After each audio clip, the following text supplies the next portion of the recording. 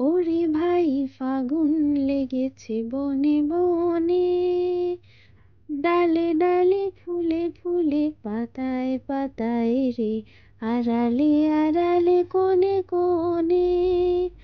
হ্যাঁ বন্ধুরা, ফাগুন তো এসেই গেছে, প্রকৃতি তার জানানো দিচ্ছে। আর সেই সঙ্গে আমরা আজকে জেনে নেব যে ফাগুন মাসে অর্থাৎ ফাল্গুন মাসে কিভাবে আমরা ভগবানের সেবা করব, আর তার সাথে আমরা হয়ে উঠব প্রচণ্ড সৌভাগ্যের অধিকারিণী। চলো আমাদের গাছের তুলসী মঞ্জরিগুলো কেটে নিতে নিতে তোমাদের সাথে শেয়ার করি সেই সৌভাগ্যের চাবিকাঠি। ফাল্গুন মাস আর বসন্তের ছোঁয়া দুটো মিশে সব গাছই কিন্তু এখন জানান দিচ্ছে যে চারিদিকে প্রকৃতি সেজে উঠছে ভগবানের এই খুব পছন্দের একটি উৎসব পালনের জন্য। হ্যাঁ, তোমরা ঠিকই বুঝেছো, দোল উৎসবের কথা বলছি। কিন্তু এই সময় এই তুলসী গাছগুলো বিশেষ পরিচর্যা না করে নিলে গাছগুলিকে কিন্তু বাঁচানো সম্ভব হয় না, তাই না বন্ধুরা? এই যে দেখছো ফুটে যাওয়া ফুলগুলো, এই ফুটে যাওয়া ফুলগুলোকে আরো বেশি বৃদ্ধি করতে গাছের অনেক এক্সট্রা এনার্জি নষ্ট হয়। তাই এই ফুলগুলো যাতে তাড়াতাড়ি আমরা কেটে নিই সেদিকে আমাদের কিন্তু বিশেষ নজর দিতে হবে। এবার প্রশ্ন আসে, এই মঞ্জরিগুলো আমরা কি কাজে ব্যবহার করতে পারি? হ্যাঁ বন্ধুরা, এটাই হলো ফাল্গুন মাসে ভগবানের বিশেষ সেবা করে সৌভাগ্যের অধিকারিণী হয়ে ওঠার এক প্রথম পদ্ধতি। তো চলো দেখে নিই। প্রথমে গাছের এই মঞ্জরিগুলোকে সুন্দর করে কেটে নেবে, যাতে গাছের কোনো এক্সট্রা এনার্জি নষ্ট না হয় এই মঞ্জরিগুলোকে গ্রো করতে। তাহলে গাছটিও সুন্দরভাবে বেড়ে উঠবে। আমি তোমাদের আগের ভিডিওতে কিন্তু দেখিয়েছি যে এই গাছটি কিরকম ছিল। এখন দেখো আমি এই মঞ্জরিগুলো সুন্দর করে বারবার ছেটে দেওয়ার কারণে গাছটি কিন্তু কাণ্ড থেকে অনেক মজবুত হচ্ছে এবং গাছটি খুব সুন্দর করে বেড়ে উঠছে। তো চলো বন্ধুরা, তোমাদেরকে এখন বলি এই মঞ্জরি দিয়ে তোমরা কিভাবে সৌভাগ্যের অধিকারিণী হতে পারবে। দেখো গাছটিকে পরিচর্যা করে আমি তোমাদেরকে একটু দেখিয়ে দিলাম, এখন সব মঞ্জরিগুলো কেটে নিয়েছি। এরপরে আমি তোমাদেরকে দেখাবো যে মঞ্জরিগুলো দিয়ে আমরা কি করব। এইভাবে করে আমি 2 থেকে 3টে গাছের মঞ্জরি তুলে নিয়েছি। তোমরা দেখতে পাচ্ছ কিছু বড় ছোট মিশিয়ে মঞ্জরি রয়েছে। মঞ্জরিগুলো না কাটলে গাছগুলো ঠিক এইভাবে শুকাতে শুরু করে। দেখো মঞ্জরি সমেত গাছের এই অংশটা পুরো শুকিয়ে গেছে, আর যে অংশটা মঞ্জরি আগে তৈরি হয়েছিল না সেই অংশটা রয়েছে। এখন চলো তোমাদের দেখিয়ে নিই আমি কি করি এই মঞ্জরি দিয়ে।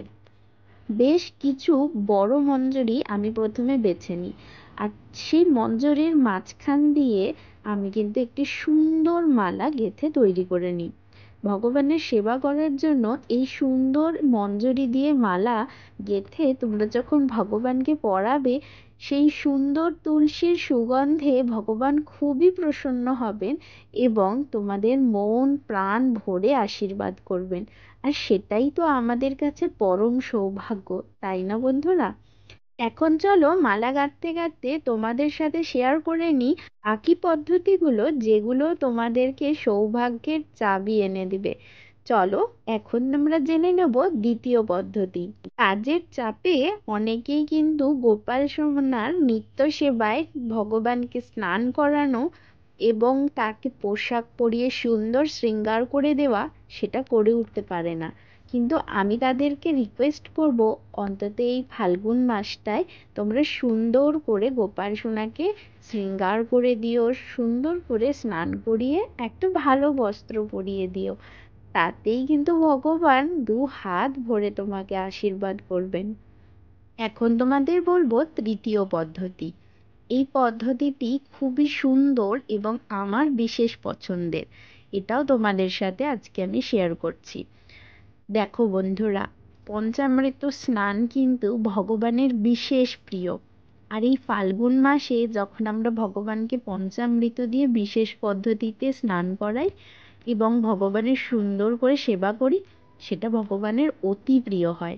এখন পঞ্চামৃত স্নানের সাথে কিভাবে তোমরা এই সৌভাগ্যের চাবিকাঠি খুঁজে পেতে পারো সেই ভিডিও কিন্তু আমার চ্যানেলে অলরেডি আপলোডেড আছে। তাও আমি তোমাদের একটু বলে দিচ্ছি। আগে বলি উপকরণে কি কি লাগবে। দুধ, টক দই, ঘি, মধু, শর্করা, এটি পঞ্চামৃতের প্রধান উপাদান। এর সাথে লাগবে কিছুটা ডাবের জল, তার সাথে লাগবে 5 রকম বা 3 রকম ফলের রস, কিছুটা কাঁচা হলুদ বেটে নেবে, সাথে রাখবে কুমকুম। পুষ্প অভিষেক করার জন্য ভগবানের পছন্দের যে কোনো 2টি বা 3টি ফুল তোমরা নিয়ে নিতে পারো। ভগবানের পছন্দের ফুলের মধ্যে সাদা সুগন্ধি ফুল ভগবানের সবচেয়ে বেশি প্রিয়, তাই সাদা সুগন্ধি ফুল রাখার কিন্তু চেষ্টা করো বন্ধুরা। আর সর্বশেষ উপকরণে অষ্টগন্ধা জেল অথবা অষ্টগন্ধা মাটিটাও তোমরা কিন্তু ব্যবহার করতে পারো।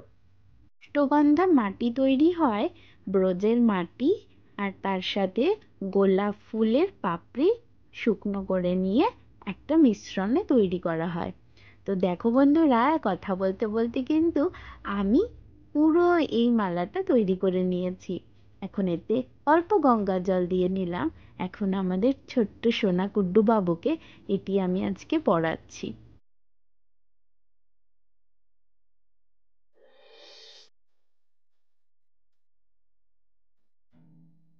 গোপাল সোনার মাথায় তুলসী পাতা দিচ্ছি দেখে তোমাদের হয়তো অনেকের মনে হতে পারে কেন দিলাম, কি কারণ।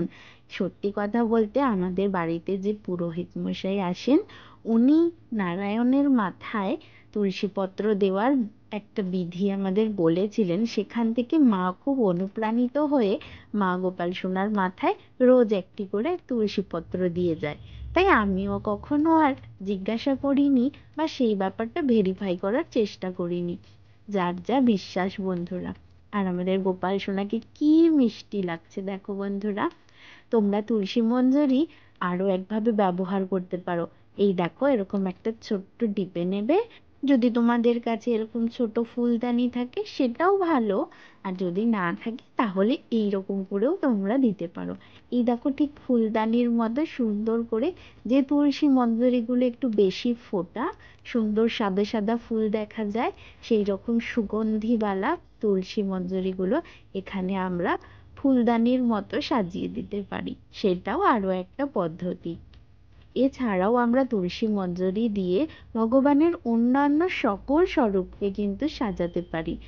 এছাড়াও আমরা কিন্তু ভোগে, তারপর জলে, সব কিছুতেই তুলসী মঞ্জরি ব্যবহার করতে পারি। আর তুলসী মঞ্জরি দিয়ে গোপাল সোনাদের বা ভগবানের অন্য স্বরূপদের সাজালেও কিন্তু খুব সুন্দর লাগে বন্ধুরা। তো আমি তো তোমাদের সাথে সব পদ্ধতি সব কিছু শেয়ার করলাম, যা দিয়ে তোমরা অনেক ভগবানের কৃপা লাভ করতে পারবে। আর তার সাথে তোমরা ভগবানের আশীর্বাদ ধন্য হয়ে হয়ে উঠবে সৌভাগ্যের অধিকারী। তাই তোমরা যদি এখনো ভিডিওটা দেখছো, তাহলে ভিডিওটায় একটা লাইক তো করতেই পারো, তাই না? আর কমেন্টে তোমরা জানিও আমাকে তোমরা তুলসী মঞ্জরি কিভাবে ইউজ করো, আর কোন কোন পদ্ধতি তোমরা জানো তুলসী মঞ্জরি ইউজ করার। আমি এগুলোই করি, তাই আমি তোমাদের সাথে এটাই শেয়ার করলাম। আর তারপর তোমাদেরকে আমি দেখিয়ে নেব আমার ভগবানের অন্যান্য স্বরূপদের আমি কিভাবে তুলসী মঞ্জরি দিয়ে সাজিয়ে তুলেছি। আজকের ভিডিও তবে এই পর্যন্তই। আজকে তবে আসি, ফিরবো আরো একটা ভিডিও নিয়ে। রাধে রাধে।